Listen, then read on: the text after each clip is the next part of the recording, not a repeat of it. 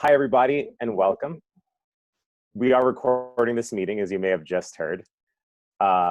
So welcome. So this is Beyond Academia, and the event we're doing today is called WIWIDIGS, which is very fun. It stands for What I Wish I Did in Grad School. So a little bit more about Beyond Academia. Beyond Academia is a nonprofit organization run by UC Berkeley graduate students with the goal of empowering graduate students and postdocs to expand their career options beyond traditional academic tracks. I very much resonate with that message. That's why I'm here and part of the team. The purpose of WIWIDIGS, or What I Wish in Grad School, is for current senior graduate students from different fields. We have 4 of them for you today. To share their wisdom and give some advice on what they wish they did in grad school, and specifically focusing on some of the networks they make, whether that's directly involved with academia or not. So here's some general instructions that you all can use in order to participate in this. We're going to keep this as live-like as possible. So any attendees here, you're more than welcome to ask questions at any point.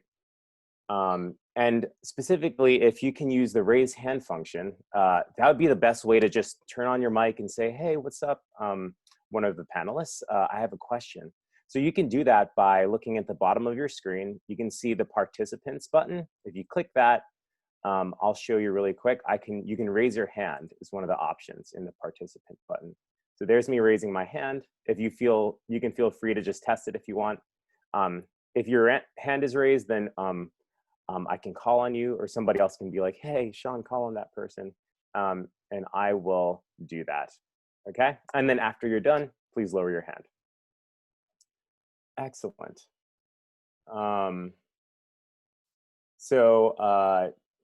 Another option, if you want, you can private message one of the hosts if you just want to ask a text question, and then that will be fed to me directly and anonymously if that's your preference. At the end of the panel, we're going to have a final 15 minutes where anybody can ask questions to these amazing grad students you're going to meet, and I'm very excited to now introduce some of them. Well, I'm going to ask them to introduce themselves, actually. So I'm going to quickly introduce myself as well. Hi, I'm Sean Perez. I'm a 4th-year graduate student in the SBUM department, Environmental Science Policy and Management, and I am part of the Beyond Academia team.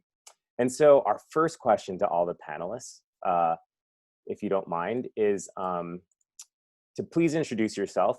So specifically, if you can give me your name, your preferred pronouns, and program and year, that would be a great start. And I'm going to ask if maybe Marco Loba, can you start?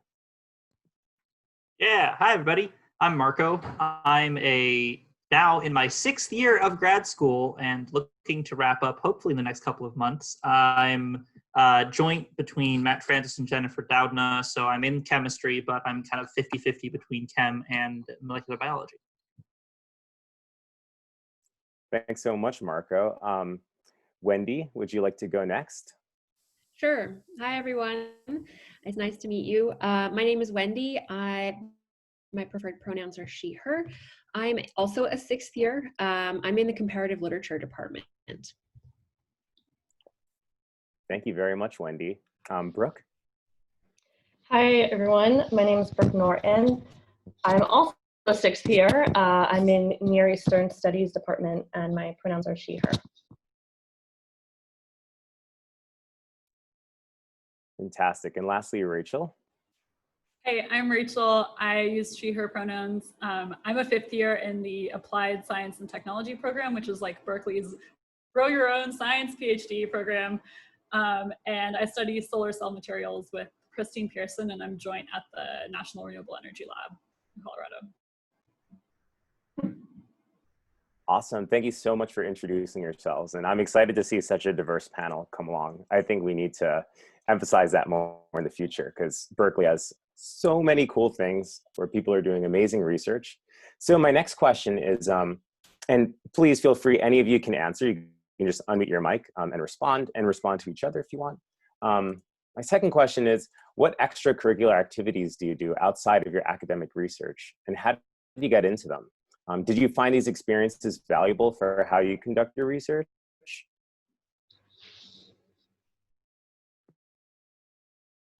I rock climb. I got into that from yeah, I rock climb. That's how I met Sean, in fact. And in general, any kind of like physical group activity you can do that involves keeping yourself active while interacting with people and having an excuse to like meet people that are not just in your lab. Highly recommend it.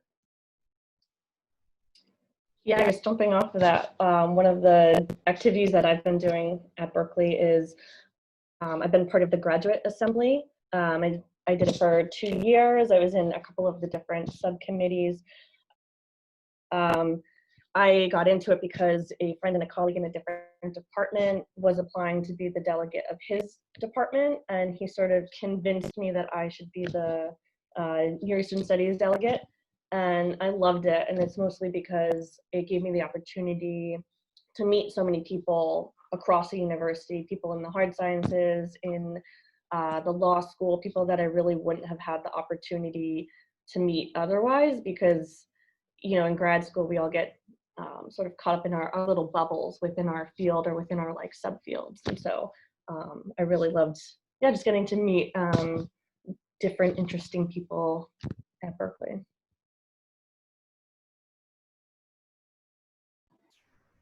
Yeah, I guess to build on that, so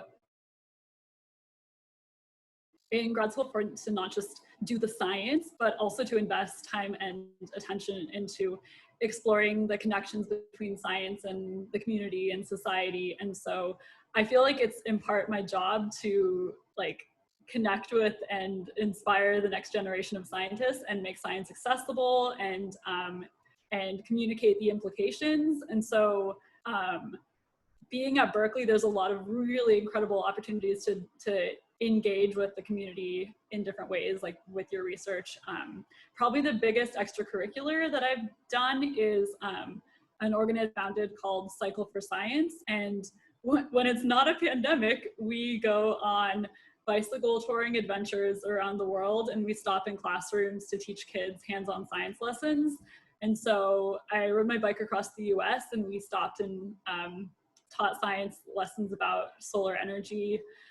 There's also a program at Berkeley, the Community Resources for Science, and they have something similar where scientists are like put in contact with classrooms across the Bay Area to teach lessons. So that's been amazing. And so like, yeah, a lot of like communication and advocacy programs are at Berkeley as well. Like Berk, I could talk forever about this, but yeah, okay. I guess I'll just jump in, kind of piggybacking on what Rachel was talking about with more public engagement. My first year through grads, older grads in my department, I became involved with the Prison University Project, often called PUP, which teaches at San Quentin. So I have done tutoring there, actually writing tutoring for other classes that folks teach at San Quentin. It's a great program. I'm planning on becoming more involved once I finished quals, and then the pandemic hit. So it's been kind of, you know, the whole program is at a bit of a standstill right now with the lockdown, but it's really, really amazing. Basically, it allows the incarcerated population to get an associate's degree. So that's been one incredibly valuable extracurricular, I guess you'd call it, that I've been involved with, and it's met a lot of amazing people through it. Wow, super incredible, and so diverse. So I just wanted to quickly just say that's incredible that you also founded your own organization, Rachel. Really impressive. And I also just wanted to say, I think maybe most of us have heard about it, senior graduate students at this point, but many of us here at Beyond Academia do work with an organization called BASIS, it stands for Bay Area Scientists in Schools, and it's a fantastic opportunity to do exactly what many of these panelists talked about. And that's like spreading your science beyond. You get to you know, do a lesson plan for students in elementary school and middle school, and showing up is really helpful because it lets students like know like, whoa, scientists come from all ages, all kinds of diverse backgrounds. You know, they're from the city I grew up in, you know, everything. So it's a really good message, even to just show yourself. Like the students are just so excited to meet a scientist, you know, and you're all scientists now. So enjoy that. Thank you so much, all. So my next question is, how have you built your mentoring and support network during grad school? So feel free to answer anybody, how you built your networking and support network.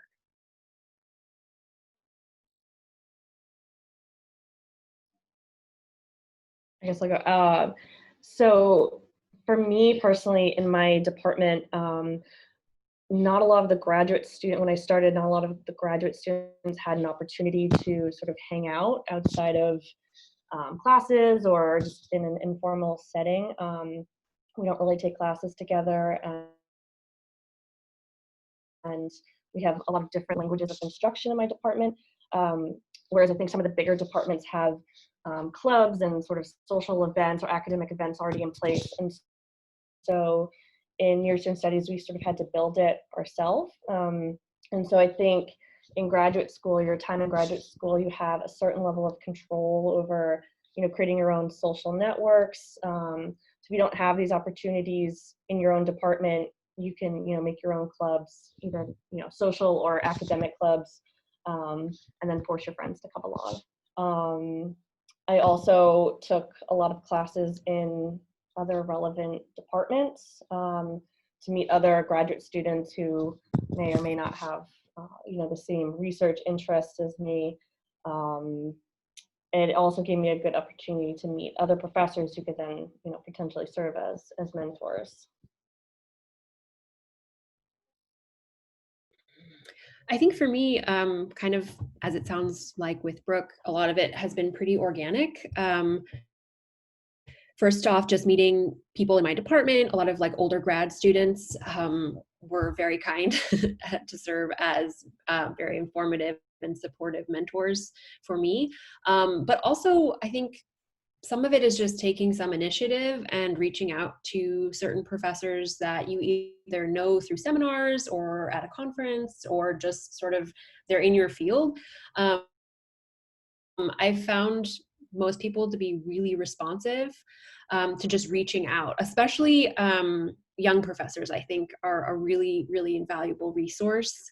They've been on the job market recently. They kind of know a lot of the current state of the field. Older professors sometimes are a little bit less well-versed in that, or at least a little less active. So honestly, I really think just kind of taking the scary leap of sending out an email and asking if you can chat often ends up not being scary at all. I found people to be really receptive to that. Yeah, so sort of go ahead. No, it's you. Okay. To pivot off of what Wendy was saying, for me, I realized pretty early on that my advisor at Berkeley, like she's really, really supportive and good at big picture stuff and pointing me to the right people, but she wasn't a domain expert at my particular topic. So I knew that I would have to reach out to other scientists at Berkeley and beyond. And so I started working with, collaborating with people at NREL in Colorado, and also just like what Wendy was saying, I cold emailed a lot of folks and said, hey, do you want to collaborate on this thing? And so I was surprised that a lot of people are very open to collaborations, and a lot of people are very kind with their time. And like, so I have been able to like have a lot of unofficial mentors. And another thing I wanted to emphasize was I sort of made it a point to make friends and talk to colleagues who are outside of academia as well, and so who are in, like working in science and in solar, but not necessarily in in academia. And so that's been really useful to give a sort of helpful or healthy balance in terms of like what science is for, how it's being used in society. additionally, folks in other countries, it's really useful to kind of put the American system in context, especially with respect to like how to advocate for myself and my needs. Yeah, just can't support enough reaching out to people and cold calling. It's overwhelming how important of people are willing to put out an hour of their time or 45 minutes of their time to just chat with you. This goes, yeah, like you said, beyond academia. I've been doing a lot of reach out to people in industry just to understand what the landscape is there right now. And, you know, I've had executives at big pharmaceutical companies be like, oh, a grad student, I'm happy to chat with you for 30 minutes. And it's pretty nuts. I also can't emphasize enough the importance of not being discouraged when someone doesn't respond. Like, most of these people are incredibly busy, and I know my PI in particular is notorious for not responding to emails the first time you send it. So sending a follow-up email, also not a faux pas.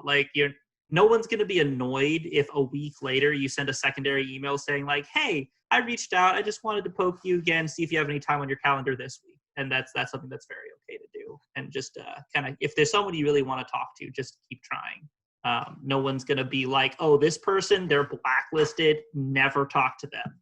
That's never.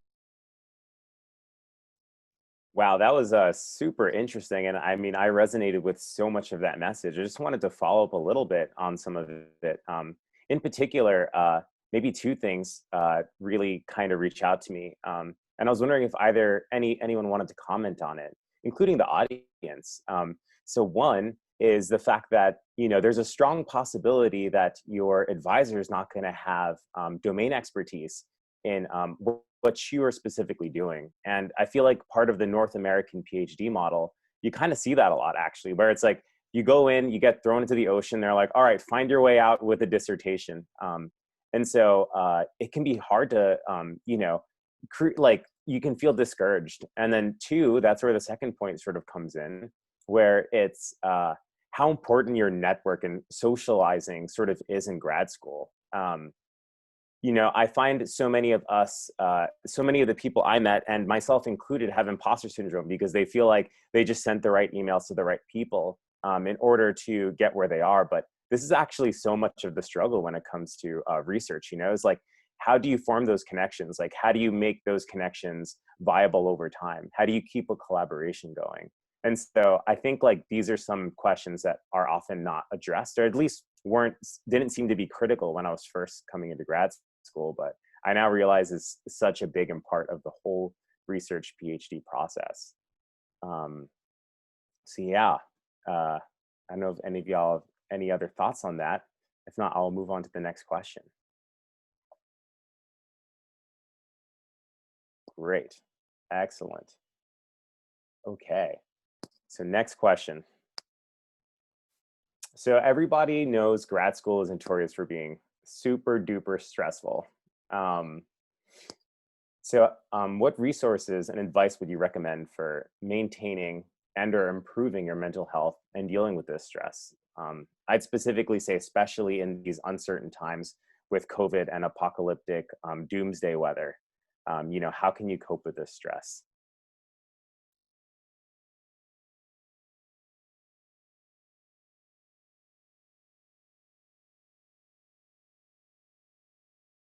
I guess that's a tough question. I think I'll just maybe reiterate something Margot brought up earlier. I don't rock climb actually, but just getting outside and exercising, like running, hiking, surfing, camping. I mean, it's sort of bittersweet right now with the conditions outside in the Bay Area and in California. But for me, at least, being outside is a huge, huge relief. So I spend a lot of time outside, mostly because, I spend the rest of my time sitting at my desk writing and reading. So yeah, exercise, being outside, I guess yoga now that, we're kind of trapped inside a little bit more. But I'll also say that I think for me, at least, it's been important to balance the kind of necessary co-commiseration and venting that often happens with a group of grad students. There's a lot of negativity, and a lot of it's warranted. But I think it can be really easy, and this happened to me in my first few years, to just sort of be consumed by the bubble of negativity that can happen in the first couple years. Everyone's kind of attending, seminars. The pace is pretty intense.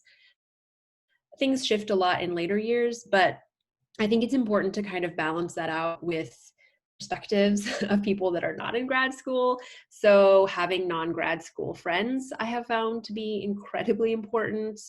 Again, like the rock climbing, as Marco was saying, or like being outside, finding communities of people doing other things, so that you don't just get consumed with this bubble that seems to be the most important thing in the world. And it is important, but it's not the only.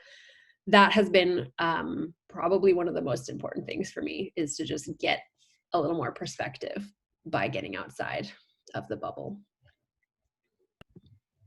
Yeah, find friends. Like I think that's the thing that's really different, and the big transition is like grad school does offer some element of pushing people together. It depends on your department, how much of an actual push that was getting. Brooke, you mentioned how yours has been less good at facilitating some of those interpersonal interactions. But really do make this is going to be the first time in your life that you're probably going to have to make an effort to find people, because you're not just literally pushed together with a bunch of other people that are going through the exact same thing as you. And going outside of your comfort zone and finding people that aren't just going through the same thing as you is actually the best thing you can do for yourself, because actively taking a role in your friend group and cultivating that friend group and finding people that aren't going to just be negative is the best thing you can do for yourself. And the other thing I'd add in terms of like taking charge of your life, right? This is your first step to becoming an independent, fully, independent person.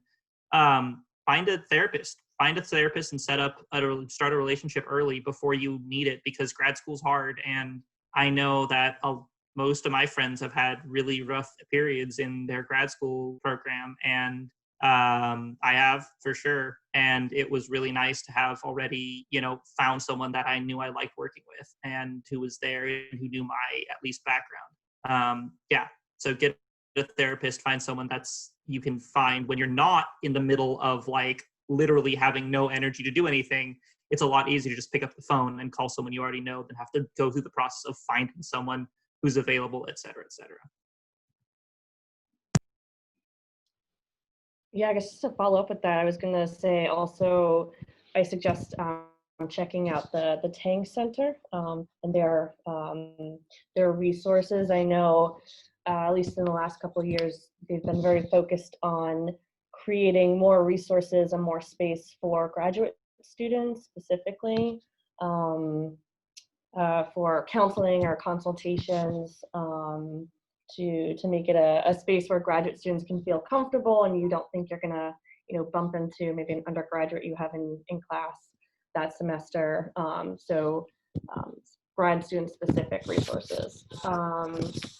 I also will second the getting outside when it's safe to do so. There are a lot of hiking trails and just within the Berkeley campus itself, and then within a half an hour, a lot of state parks and really beautiful places to get outside, sort of shut off your mind for a bit and think of other things.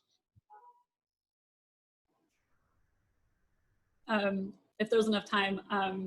So yeah, I guess I just want to acknowledge that mental health in grad school is a very, very complex thing, and it's important to acknowledge all compounding stressors within yourself and also within folks who have marginalized identities and how difficult that can be to navigate.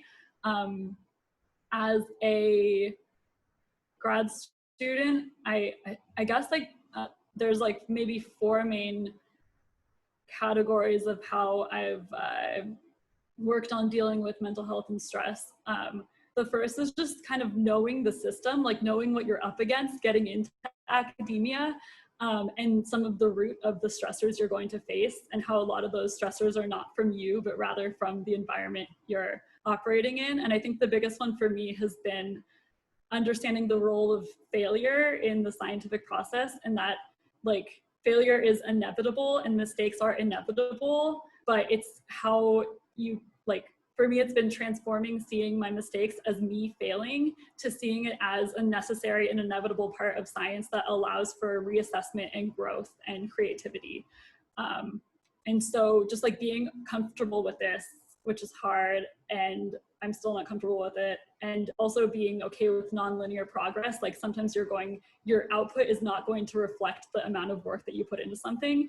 And honestly, like some of the, like I think there's a lot of different paces of work, and some of the quiet days where I really sat and thought about ideas have been the most impactful for me, even if you can't see the output.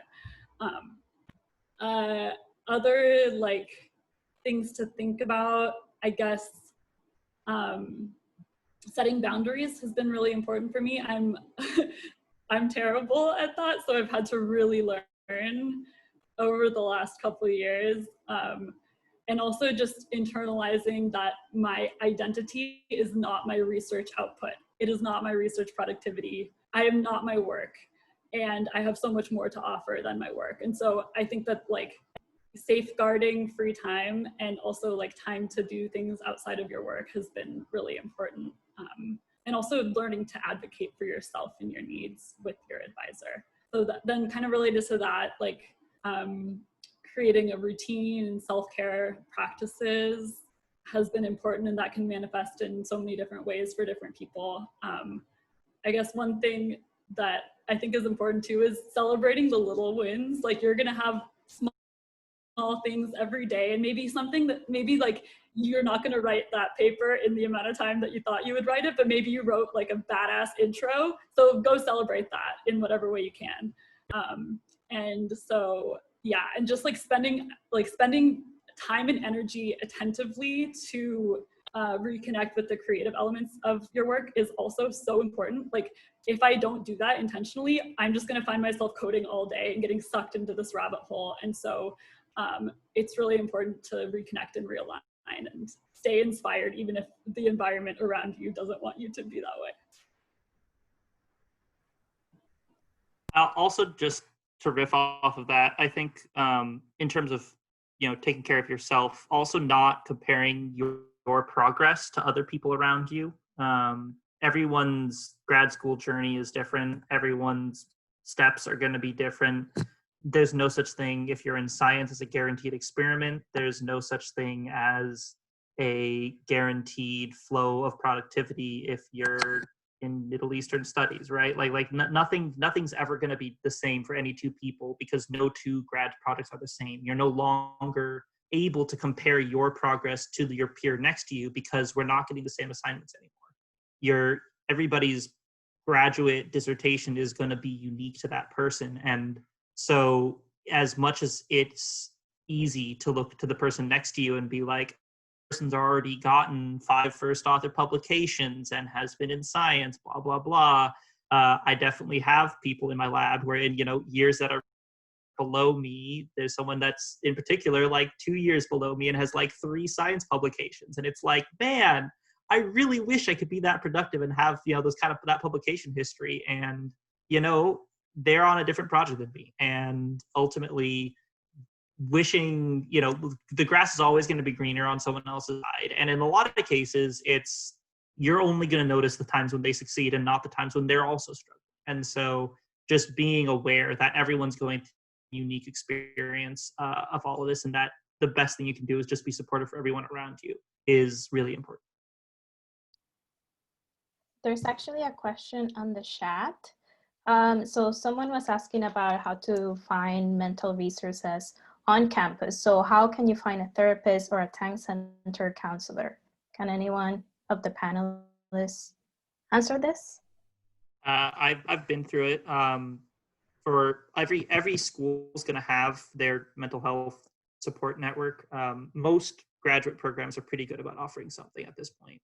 For those of you that are planning to go to graduate programs outside of Berkeley. Specifically for Berkeley, the Tank Center has psychological services, and you can send them a private message through the eTang portal. You can go there in person.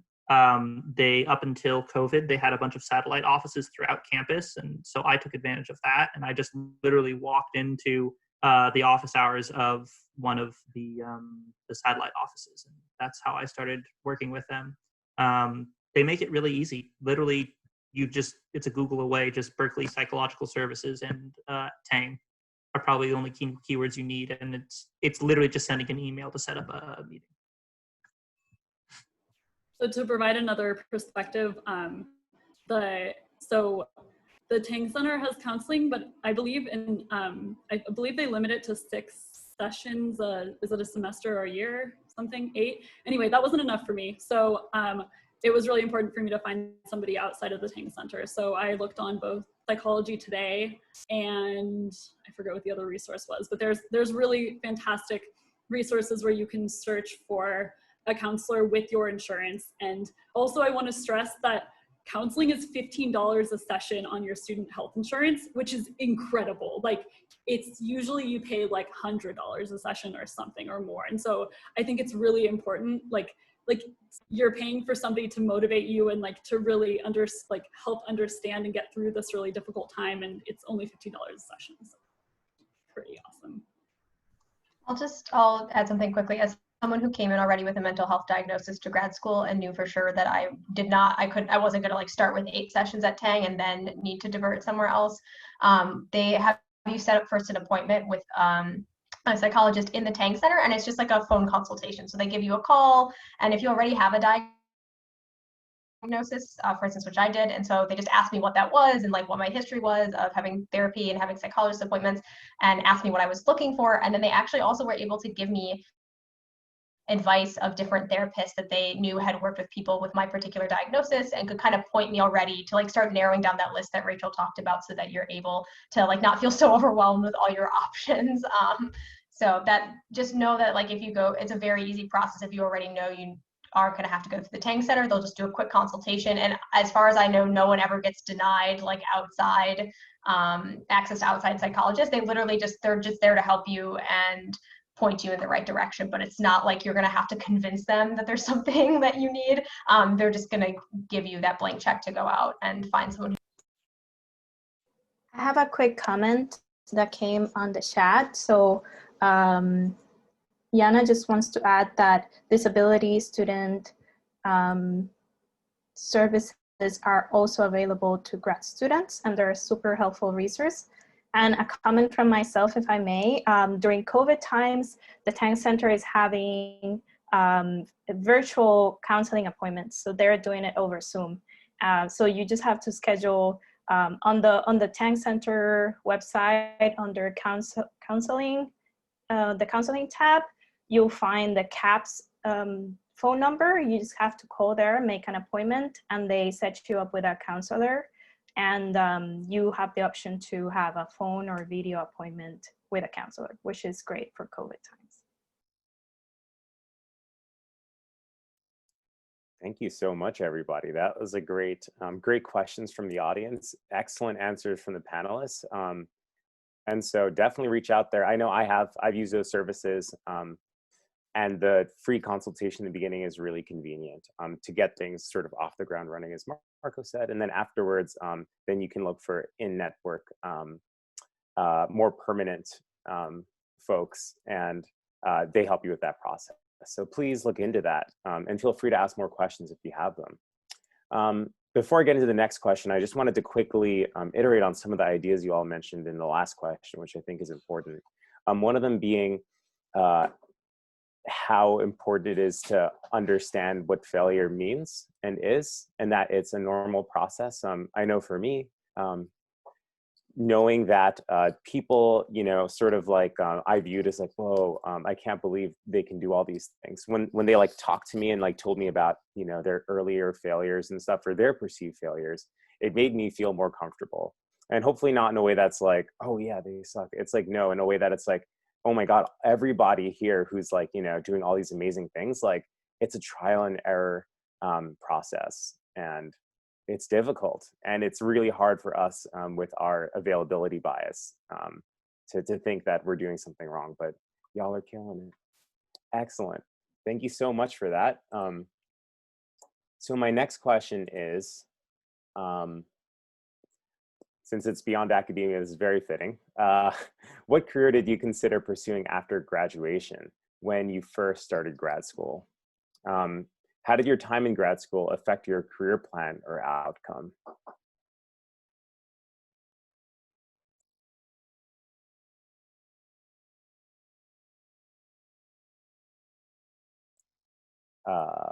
So if anybody wants to talk about, yeah, their career plans after graduation, especially like, you know, the difference between like, you know, maybe what you felt when you were first starting grad school, and then how that opinion has changed throughout the course of time to the current. So like, what did you want to be when you first joined? I was like, whoa, I'm going PI at R1.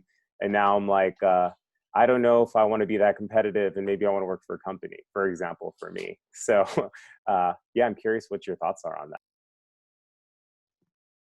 I started off. I was pretty split between academia versus industry, and now I'm trying to turn my research into a startup. So that's exciting. And long story short is it was an evolving process. I still love academia, but I think for me, the process of going through it for 5 years now was, it just, you know, there were parts of it that I just ultimately kind of grew disenchanted with and was kind of wanted to have a change of pace and scenery. And particularly it was seeing, you know, what new professors have to go through and what postdocs in my labs were having to go through to get those positions for new professorships, and kind of, yeah. So for me, I decided I wanted to go into industry, and then in the last year or so, the research I've been working on has kind of shaped up into something that actually might be commercializable. So that's going to be really exciting.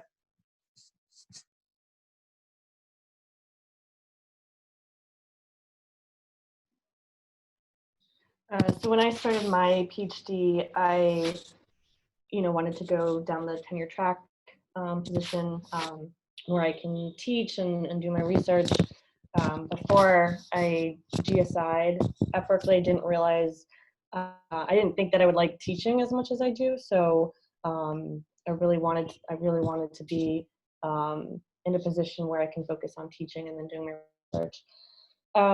Since I've been at Berkeley, my career plan really hasn't changed. I still want to try for the academic job, although with the way the job market is, especially in Near Eastern Studies, I am thinking of alternative jobs or non-academic jobs. And so I think sometimes, especially in the humanities, it's you're so focused on one topic that sometimes it's hard to think of non-academic jobs or think about what kind of skills or experiences that you learn or that you get along the way in grad school and how you can apply them to a non-tenure track job. So I think that's something that I've been thinking about in the past few years, like what am I good at? What have I that are particular to my discipline that I can apply to a non-academic job. Yeah, like Brooke, I don't think there hasn't been a vast change in my goals, I guess, or sort of what I hope will happen. I am still would like to stay on the path of getting an academic job, getting a tenure track job at a university, but of course, there's so many contingencies and disasters continually, and the job market is unbelievably grim, especially in the humanities, and we don't really have the same kind of industry option in a clear way. It exists. There are industries one can go into, but it's certainly much more diffuse. So for me, teaching has been a huge rewarding experience at Berkeley. And I think that is probably one of the most logical, career not alternatives, but sort of a path that one might go down. I've had friends that have gone on to teach at high schools and community colleges, basically teaching in other in the vast array of other options besides R1 research universities or small liberal arts colleges. So I guess for me, I'm still kind of figuring it out as well. I think the options are just a bit broader than they probably were when I first came in. I'm just a lot more open to various other possibilities, given just, you know, the unfolding state of the world and everything changing really fast. So it's kind of hard to fix on a moving target, but yeah, I guess being open is probably one of a piece of advice that I would probably underscore. Just that you may think that you really have to get a job at a particular kind of university or particular kind of research gig, but you may end up loving teaching or loving some other aspect of research or life during the PhD that could lead to a very different kind of career, and that is great. So just be open, I think, is important. Yeah, I so agree with that. And like, you might surprise yourself. You probably will surprise yourself. I guess, honestly, I didn't really know what I wanted to do, and I still don't really know. So that's like more from like a tangible point of view, but I'm okay with the uncertainty. Like, I want to work in renewable energy or sustainable materials. But I kind of realized my career goals are more about like whether my work is aligned with my values and whether I'm working on things that I think are important, rather than where I am, like what my job title is and where I'm working on it. And so, yeah, that can be a little scary because there's a lot of uncertainty, but I think like for me, it's been a lot about like, how do I trust myself in the future? And as I look towards jobs. But yeah, I still don't know. I think I have a more like sober sense of what it would mean to stay in academia and like the history of systemic oppression and trauma in academia, which is real, and some of the boundaries. Like if I want to stay, I have to be very clear with setting boundaries and safeguarding my mental health and well-being, because I think it's really easy to kind of get sucked up into toxic environments. Fantastic. Thank you so much, everybody. In the last few minutes we have here, we're going to open, after this last question, we're going to open the floor to general questions. And I have many comments to make, so I'd be glad to be part of that. So in the last 4 minutes, would maybe some of you quickly describe, if you could do it all over again, if you could start your PhD again, what would you do differently?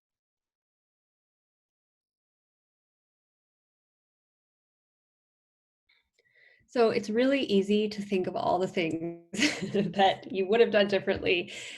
Honestly, I don't know if I could have done them differently because, it's just the wisdom that comes with time. The first thing I can think of is just worry less. I think we're all riddled with anxiety, mostly as grad students. And, as I'm in my 6th year now, I realize so much of what I worried about in my first few years doesn't actually mean anything. I don't know, having an older self tell me that would have even changed anything, but I worried a lot about seminars, dynamics in seminars, seminar papers, the politics and dynamics, interpersonal dynamics of my department. None of that really matters. Some of it certainly does, and certainly to like your own personal sense of, your own psyche, but a lot of the kind of details of the first couple years of taking seminars it doesn't really matter in the later years. And so you can, I think, just sort of taking a deep breath and realizing it's a bit of a roller coaster, just taking care of yourself, and, trying to focus on the reason that you're here, which is a passion for something, is probably, the most important advice I would give my earlier self. as well as not comparing myself, again, as Marco was saying, really hard. I do this all the time. So I'm, need to take my own advice. But yeah, everyone is on a really different timeline, even within departments. My department is comparative literature. Everyone's working in a different national tradition. People are doing vastly different things. So the kind of individuality of projects is, really important to keep in mind. So even though it's almost impossible to not compare yourself, I think it's important to keep in mind that you should at least be gentle when with yourself. And this, I guess, is a little more relevant for people in humanities, but I have found, now that I'm writing my dissertation, which is a solo affair, pretty much, mostly just by myself reading and writing, that keeping to kind of a writing schedule has been really important for me. This is not something that you learn in your early years during coursework. Seminar papers are actually very terrible preparation for what a dissertation will be like. The kind of frenzy of 2 weeks where you're writing 100 pages is nothing like what it is later. So for me, one thing I had done early on was implement kind of writing schedules during the frenzy of paper writing. And that has actually helped pretty substantially, I think. So rather than going on binges where I'm like writing, 12 hours a day or something, which is impossible, I try to do it in small chunks, which, might be transferable in certain ways to sciences. Yeah. But I think just pacing yourself a little bit, it's a marathon. So take a breather and go slow. There was a quick question about Wendy's last statement. How do you keep track of that schedule? That's a great question. I mean, I would recommend doing whatever works for you. Personally, what I do is I give myself goals, which have shifted vastly over my years in grad school. So during seminar papers, I would give myself page goals per day. I would make out like a chart of however many weeks I had and the deadlines I had, and just divide up the work, because it's a way, otherwise you're just sort of looking at this vast mound of work that needs to be done. And if you can divide it up, even if it's 2 weeks or 3 weeks, then just say, like, if I write a page a day for 5 days a week or 2 pages a day, I can do this. So that's what I did then. Now the deadlines are amorphous and much more malleable. So for me, it's time. So I actually do Pomodoros, which I found super helpful. And I have goals of so many Pomodoros a day of just straight writing time. That way it's less tethered to a word count or a page count, which can be really, really hard to make when you're not under the duress of an immediate deadline. And so I just give myself credit for, like, hey, I wrote 2 hours today, and it was solid, and then reward yourself for that, in whatever small way. So yeah, writing it down and trying to keep yourself to it, but then being gentle when you inevitably don't, because yeah, life happens. Wendy, do you mind just briefly describing, for the people that don't know, what the Pomodoro technique is? I'm not sure it's something everyone's familiar with. Yes, absolutely. So this was something I only recently became aware of. Pomodoro, I think it was invented by an Italian scholar. Just means tomato. Tomato Timers is the website I use. It's literally tomatotimers.com. And Pomodoros traditionally are 25-minute blocks of time. It's just a concentrated period of time where you can do whatever task it is that you need to do. And then I think usually you get like a 5-minute break and then another Pomodoro, and then there's a sequence. Technically, I think it's like 4 Pomodoros and then you get like a half an hour break. But again, you can just sort of make it work for you. I do 45-minute Pomodoros and then give myself a 10-minute break. It's really just setting a timer for a certain amount of time, being like concentrating, telling yourself you're going to work for that amount of time, and then giving yourself a little break. But you can also just Google it. There's a bunch of, ways that you can keep time, a bunch of websites. You could buy a little tomato clock if you want. Awesome. So if you don't mind just giving a really quick brief for the 3 other panelists, maybe like one idea of like the thing I wish I did most in grad school, and then we'll open the whole floor to questions from the audience.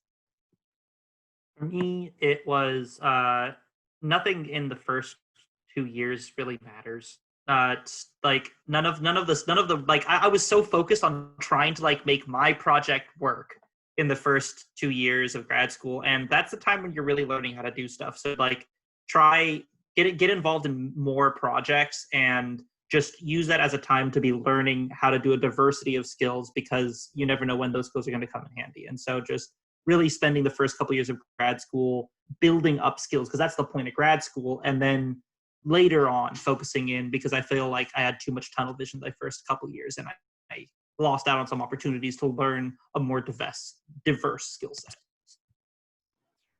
I sort of want to counter that because I come from the opposite perspective, where I am a total scatterbrain and I overcommit to everything, and then I never get anything done. And so I think my biggest challenge in grad school has been not the science, but like energy management and time management. And so that kind of loops back to what Wendy was saying, like learning how to keep a organizational system that works for you is really important. That can be so many different things, and I've tried everything, and it doesn't matter what the system is. It's how much I stick to it is what I've learned.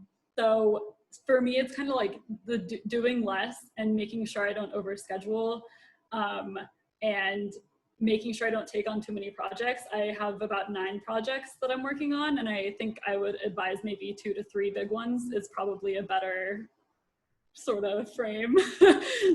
So I made that mistake. Don't follow that. And then I guess, yeah, setting expectations with your advisor and your group is really important from the get-go. I've gone down a lot of rabbit holes because I haven't done this. I mean, you're going to go down rabbit holes. That's just part of being a grad student, but you can avoid some of them by setting clear expectations. And also kind of what everyone else is saying, taking breaks is really important. I realized a lot of my stressors came from me rather than external things. And so I think the one thing that I really wish I'd done from the beginning was just be kinder to myself and be more forgiving, and feeling okay with not rushing. And so I'm grateful I'm learning to do this more, but it's still a work in progress. Oh, also sleep. Get enough sleep. It's great. I just started doing that. Excellent advice. Thank you so much. Oh, I'm sorry. One more. Apologies. Oh, I was just going to say, I think all the other panelists have kind of covered everything. I guess I would just reiterate, sort of going with the flow. We're learning to kind of, go with plan B or C, because you can't stress about everything, and you can't have the same stress level for everything, because you'll just spend every day stressed about everything you have to do. So just learning, yeah, some things won't go the way you expect them to, but you can, learn from those experiences. Excellent. Thank you so much, everybody. Fantastic answers and a lot of overlap, which is always great to see. So now we're going to open for the last 7 minutes. We're just going to keep the floor open for questions. So please feel free to raise your hand if you want to ask them directly, or you can unmute yourself as well and just ask. Or feel free to chat any of the hosts. So I have a few questions in the chat here myself, and some of this might overlap with previous questions, but I just guess I'd open this to the rest of you. So question 1 is like, how do you manage your time and structure yourself, especially since you were independent? And 2, any apps or tools that you can share that are useful for these purposes? We heard about the Pomodoro and some techniques, but I'm curious if any of you other as well have other ways to organize these. So I have a recommendation for a tool. It's called Todoist or To-Do List. It's online, and it's sort of a way to break down things that you have to do into like actionable tasks. So for example, working on my dissertation, the ultimate to-do list is write dissertation, but it's such a huge project that you have to sort of break it down into smaller things. So you can create smaller, like bite-sized projects or tasks to help you, like write a certain chapter or do research on a certain thing that you need to learn to then write that chapter. So I think it helps you conceive of this big picture project in smaller, more manageable tasks, because otherwise some things just are sort of too big to just sit down and work on. A suggestion just came up on the chat, and it says, if the humanities or social sciences, take a look at Imagine PhD at imaginephd.com to set up an individual development plan, which is more common in the sciences. To add on that, I so agree with Brooke in terms of like how important it is to break down the big, like seemingly unsurmountable monster tasks into smaller chunks. And yeah, there are lots of ways to do that. I've tried Trello, which is like a Kanban board type of approach. That's been really nice for group projects. Right now I use an app called Things, which is like a to-do list. I mean, I feel like there's a lot of different apps that do that, but that's worked for me. Some of the people who I consider the most organized and like on task collaborators who I work with just use a pen and paper and swear by it. They just have, or like post-it notes on their desk, and only 5 post-it notes. You stick to the 5 post-it notes. If there's more than 5, then you know there's a problem because you can't do all those in one day. So yeah, paper works for me too. Since we're sharing apps, I will also, I use Evernote just to keep track of like my to-do list. It has really fun boxes that you can check, which I really like to do. And that way you can kind of see all of the boxes that you've checked off already.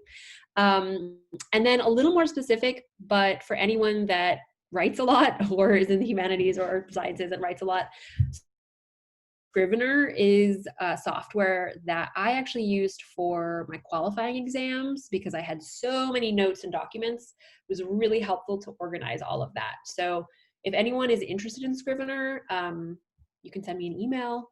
I would be happy to talk to you about like setting it up and everything. It's a bit of a commitment to get set up, but it's really helpful. Another suggestion came up on the chat, and it says, I found a lot of good resources / webinars from the National Center for Development and Diversity and NCFDD about planning for semester, getting into a writing routine, etc. And we get free access as Berkeley students. So the National Center for Development and Diversity. I'll just say they also have writing boot camps, which is like 2 weeks where it like encourages you to write every day, and you're part of a little group, and like you can check off boxes when you write every day, even if it's for 30 minutes. And right now they're running some like beta programs for grad students and postdocs that are semester long to help you, and they have like a little writing timer and everything too. So I would definitely encourage people to look into that. It's very helpful, even in the sciences, right? Because sometimes for scientists, it's hard to remember to you need to write papers too, in addition to doing your research. So strong recommendation for just citation management. Anything you want, Zotero, Mendeley, whatever works for your field. Overleaf is a really good one that's based off of LaTeX. They actually have an inbuilt citation manager. Whatever you do, get it early. That way you can be building your list of citations throughout grad school, because it makes life so much easier.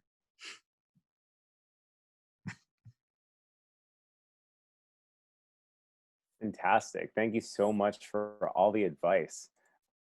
It is now 12:59, and I just wanted to say thanks for everybody who came to this event today, WIWIDIGS. Please come to future events with Beyond Academia. As you can see, there's so many grad students. Here are 4 panelists. I can't thank you enough for your awesome input and bring in those diverse ideas from all these different backgrounds. I think it's so useful. I wish I heard this for sure when I was a first or second year. And, you know, I think one of the overarching messages, you know, maybe don't get too stressed out too early on. It's a long game, and, you know, don't get jaded too quickly as well, perhaps, because that is something I see you all mentioned a lot, and is definitely a trap you will see, like the classic grad student that wants to drink because like they're like, you know, this is what we do and we hate our research. But like, you know, just like having a positive, as much as you can in this time and situation, mindset moving forward. And looking forward to maybe things that are even unrelated to academia. As you saw, we talked a lot about today. So with that, I just wanted to thank everybody again. This meeting is recorded, so you can always listen to it later. And see you next time. Thank you. Good luck, Thank you. everybody. Good luck. Thank you.